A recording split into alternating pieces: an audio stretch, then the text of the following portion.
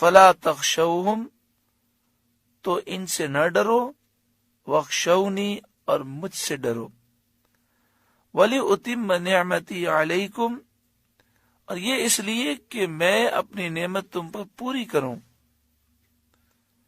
یعنی یہ قبلے کی تحویل، کہ پہلے بیت المقدس کی طرف منہ کرنے کا حکم تھا، مسجد اقصی کی طرف، پھر بیت اللہ کی طرف منہ کرنے کا حکم ہوا. یہ اس لیے ہے جو تم پر اللہ کا فضل ہے اس میں اضافہ ہو، اللہ کی نعمتوں میں اضافہ ہو، تم پر رحمتوں میں اضافہ ہو. تو جن لوگوں نے بیت المقدس کی طرف منہ کر کے نماز پڑھی، پھر اللہ کے حکم پر بیت اللہ کی طرف منہ کیا، ان کے درجات اور بلند ہوئے.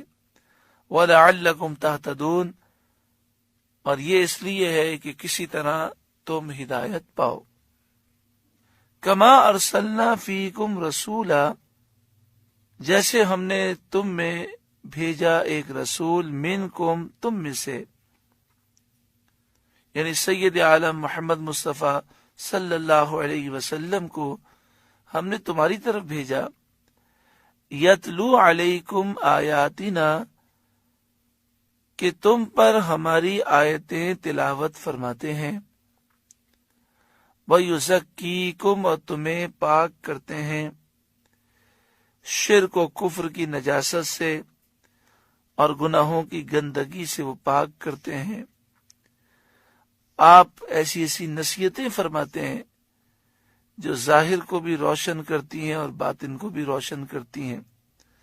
آپ کی صحبت، آپ کا قرب وہ نور ہے کہ جو صحبت پاتا ہے، جو قرب پاتا ہے، اس کا سینہ روشن ہو جاتا ہے. آپ کی نگاہ میں اللہ نے وہ تاثیر رکھی کہ جس پر نگاہ اٹھتی ہے اس کا قلب گندگیوں سے پاک ہو جاتا ہے. وَيُزَكِّيكُمْ، اور وہ تمہیں پاک کرتے ہیں. معلوم ہوا کہ نبی کریم صلی اللہ علیہ وآلہ وسلم ہمارے ظاہر باطن کو پاک کرنے والے ہیں. جس کا حضور سے جتنا تعلق ہوگا، جتنی محبت ہوگی، اور جتنی توجہ سرکار دو عالم صلی اللہ علیہ وسلم کی طرف ہوگی، اتنا ہی اس کا دل نور ایمان سے روشن ہوگا. وَيُعَلِّمُكُمُ الْكِتَابَ وَالْحِكْمَةَ، اور یہ محبوب تمہیں کتاب اور حکمت سکھاتے ہیں. پہلے فرمایا کہ یہ تم پر قرآن کی آیتیں پڑھتے ہیں اور یہ تمہیں پاک کرتے ہیں. اب فرمایا گیا کہ یہ محبوب تمہیں کتاب اور حکمت سکھاتے ہیں. اعلیٰ حضرت امام اہل سنت نے حکمت کا ترجمہ کیا پختہ علم. مفسرین نے حکمت سے فقہ مراد لی، دین کی سمجھ. تو یہ محبوب تمہیں کتاب بھی سکھاتے ہیں اور احادیث طیبہ کا علم، دین کی سمجھ بھی سکھاتے ہیں. یہاں پر ذرا غور کریں، پہلے فرمایا یتلو علیکم آیاتنا، یہ محبوب تم پر ہماری آیتیں پڑھتے ہیں، اور یہاں فرمایا جا رہا ہے وَيُعَلِّمُكُمُ الْكِتَابَ، اور وہ تمہیں کتاب سکھاتے ہیں. اسے معلوم یہ ہوا کہ آیتیں پڑھنا الگ ہے، کتاب سکھانا اور ہے. صحابہ کرام علیہم رضوان عربی جانتے تھے اور قرآن عربی میں نازل ہوا. وہ قرآن کی آیتوں کا ترجمہ بھی جانتے تھے، لیکن قرآن مجید فقان حمید یہ ارشاد فرماتا ہے کہ یہ محبوب قرآن کی آیتیں پڑھتے بھی ہیں اور قرآن سمجھاتے بھی ہیں. معلوم یہ ہوا کہ جب صحابہ کرام علیہم رضوان جو عربی فصیح و بلیغ جانتے تھے، عربی ان کی مادری زبان، اور جو قرآن نازل ہوا وہ اس کا لفظی ترجمہ جانتے تھے، اس کے باوجود وہ نبی کریم صلی اللہ علیہ وآلہ وسلم کی تربیت کے بغیر قرآن کو نہ سمجھ سکے، اور پھر تابعین صحابہ کرام کی تعلیمات کے بغیر قرآن کو نہ سمجھ سکے. یہ سلسلہ سینہ بہ سینہ چلتا رہا اور قرآن کا فیض ہم تک پہنچا. تو یہ یاد رکھیے، جو یہ سمجھتا ہے کہ قرآن کا ترجمہ میں پڑھ لوں تو مجھے قرآن سمجھ میں آ جائے گا، بسا اوقات وہ قرآن کے مفہوم کو غلط سمجھنے کی وجہ سے گمراہ ہو جاتا ہے. جس کا ذکر پہلے گزر چکا ہے۔ اللہ تبارک و تعالی ہمیں قرآن پاک کی صحیح سمجھ عطا فرمائے۔ کئی تابعی ایسے ہیں جنہوں نے صحابہ کرام سے 15 سال 20 سال تک سورہ بقرہ سیکھی ہے، تو آپ اندازہ کیجئے کہ سورہ بقرہ میں کس قدر گہرائی ہے، کس قدر معانی اور مطالب ہیں، کہ تابعی بزرگ ہیں اور وہ علم میں ہم سے کروڑوں درجے بلند و بالا ہیں، وہ صحابہ کرام سے سورہ بقرہ کئی سالوں تک سیکھتے رہے۔ آگے فرمایا وَيُعَلِّمُكُم مَّا لَمْ تَكُونُوا تَعْلَمُونَ، اور وہ تمہیں تعلیم فرماتے ہیں جس کا تمہیں علم نہ تھا، وہ باتیں سکھاتے ہیں جنہیں تم نہ جانتے تھے۔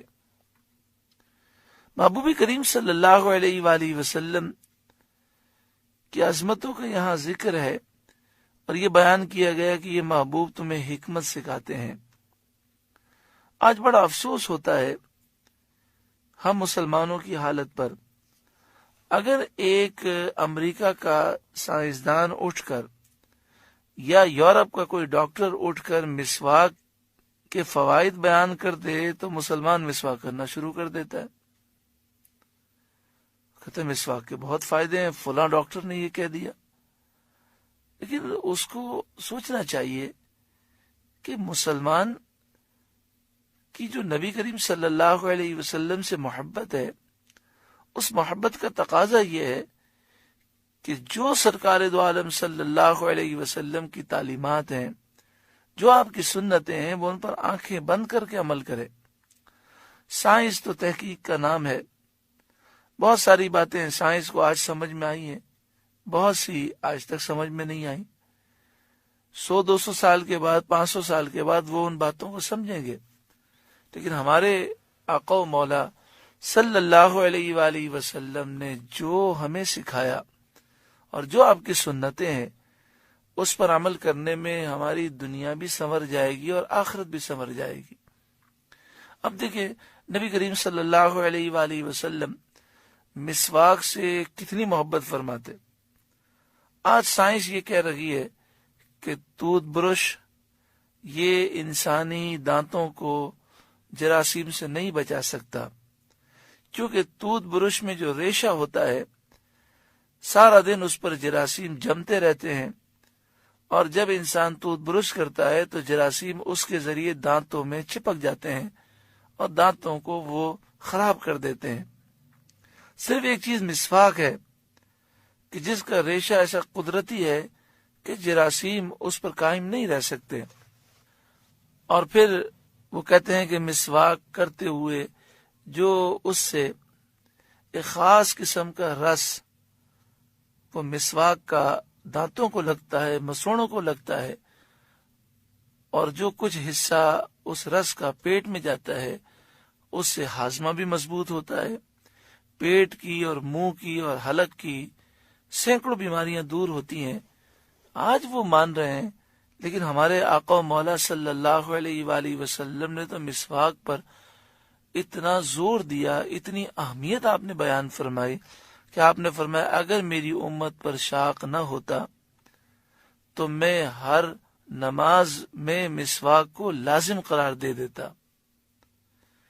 پیارے آقا صلی اللہ علیہ وآلہ وسلم کدو شریف سے کتنی محبت فرماتے کہ حضرت انس رضی اللہ تعالیٰ عنہ کہتے ہیں کہ میں نے دیکھا سالن میں نبی کریم صلی اللہ علیہ وآلہ وسلم کسی چیز کو تلاش کر رکھے ہیں۔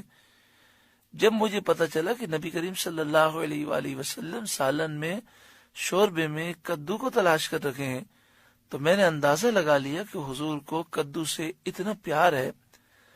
وہ دن ہے اور آج کا دن ہے، حضرت انس فرماتے ہیں کہ مجھے سارے کھانوں میں سب سے زیادہ محبوب کھانا کدو ہے۔ اب آج لوگ یہ کہتے ہیں، سائنسدانوں کی تحقیقات آتی ہیں، وہ کہتے ہیں کہ اگر کوئی غریب آدمی ہے، اس کے پاس کوئی چیز کھانے کے لیے نہیں ہے اور وہ ہر قسم کے فروٹ، ہر قسم کے وٹامنز نہیں کھا سکتا، اگر وہ دن رات میں دوپہر کے کھانے میں بھی کدو کھائے، رات کے کھانے میں بھی کدو کھائے، تو اللہ تعالیٰ نے کدو میں وہ صلاحیتیں رکھی ہیں کہ اسے سارے اس کی جسم کی ضروریات اسی کدو سے پوری ہو جاتی ہیں۔ تو پھر لوگ کہتے ہیں واہ بھائی واہ، یہ تو کدو جو ہے یہ کئی بیماریوں کا علاج ہے، تو ہم جو ہے کدو کی طرف جاتے ہیں۔ کاش حضور سے محبت ہو جائے، جس چیز سے نبی کریم صلی اللہ علیہ وسلم نے محبت کی، جس چیز کی آپ نے تلقین کی، جو آپ کی سنتیں ہیں، ہم آنکھیں بند کر کے عمل کریں، انشاءاللہ دنیا بھی سنور جائے گی اور آخرت بھی سنور جائے گی۔